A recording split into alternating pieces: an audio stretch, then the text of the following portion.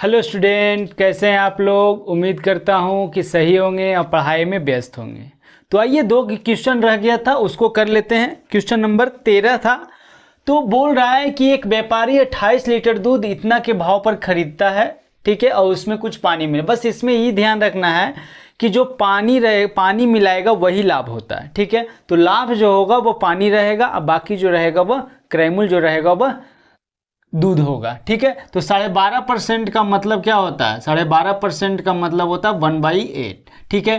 तो ये क्या हो गया? ये तो लाभ हो गया। 12.5% का लाभ है तो ये लाभ हो गया, प्रॉफिट हो गया। ये क्या हो गया? क्रैमुल हो गया। जो प्रॉफिट होता है वो वाटर होता है और जो क्रैमुल रहता है वो मिल्क होता है, ठीक है। तो क्या बोल रहा है? 28 लीटर दूध है तो 8 का वैल्यू क्या दिया है? 28 लीटर। तो बोल रहा है कितना पानी मिलाया गया, तो पानी की मात्रा कितनी है? 1 है, तो 1 का वैल्यू कितना होगा? तो 28/8 करेंगे, का भाग देंगे।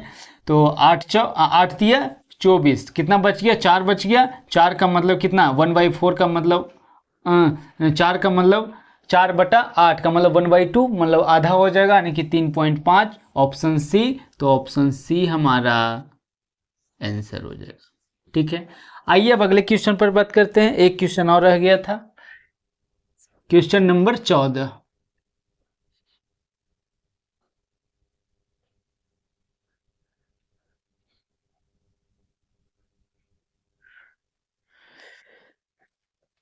क्वेश्चन नंबर 14 की अगर हम बात कर लें, बोल रहा है कि 80 रुपया, 70 रुपया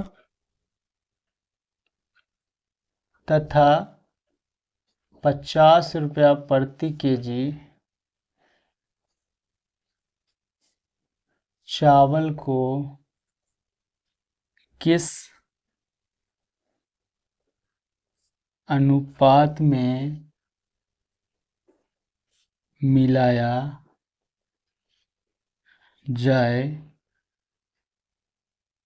कि मिश्रण की कीमत 60 रुपये प्रति केजी हो जाए। ऑप्शन बी में, सी में, डी में, ठीक है। इसको बनाइए।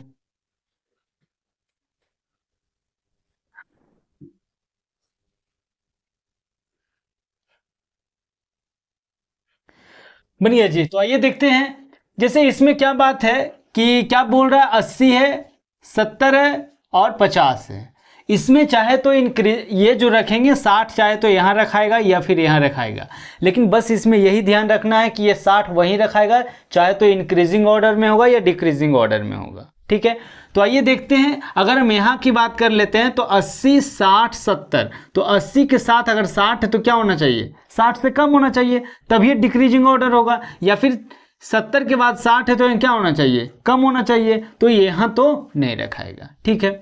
अगर यहाँ की बात कर लेते हैं तो यहाँ की बात कर ले तो 80 है, 60 है, 50 है डिक्रीजिंग ऑर्डर, 70 है, 60 है, 50 है डिक्रीजिंग ऑर्डर। तो ये हो जाएगा, या 50, 60, 70 इंक्रीजिंग, 50, 60, 80 इंक्रीजिंग, ठीक है।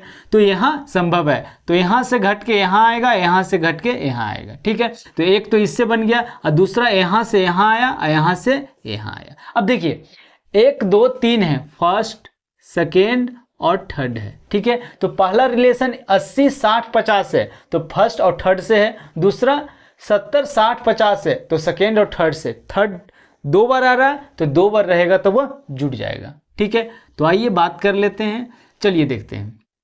तो 50, तो यहाँ क्या आ जाएगा? यहाँ फर्स्ट आएगा, यहाँ सेकेंड आएगा, यहाँ क्या आ जाएगा? थर्ड आएगा, ठीक है। आइए देखते हैं। 80 से 60 किया तो कितना बचेगा? 20। 50 से 60 जाएगा तो कितना बचेगा? 10। तो ये फर्स्ट आया और ये थर्ड आया, क्योंकि फर्स्ट और थर्ड से रिलेशन था।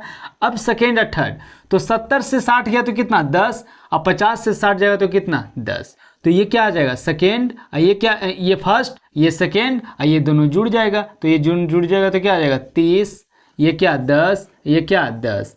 अब 10 मिल रहा है सब में तो ये कट जाएगा, तो 1:1 थर्ड कहाँ है? ऑप्शन ए में। तो ऑप्शन ए हमारा आंसर हो जाएगा। बस इसमें सिर्फ यही बात है कि आप इसको सेट कर लीजिएगा, चाहे तो इंक्रीजिंग ऑर्डर में या डिक्रीजिंग ऑर्डर में, बस और कोई बात नहीं है। बाकी तो घट के आ जाएगा, जो 2 को आएगा वो जुड़ जाएगा, ठीक है, बस हमारा आंसर हो जाएगा। आइए, तो क्वेश्चन नंबर 14 हो गया, ठीक है।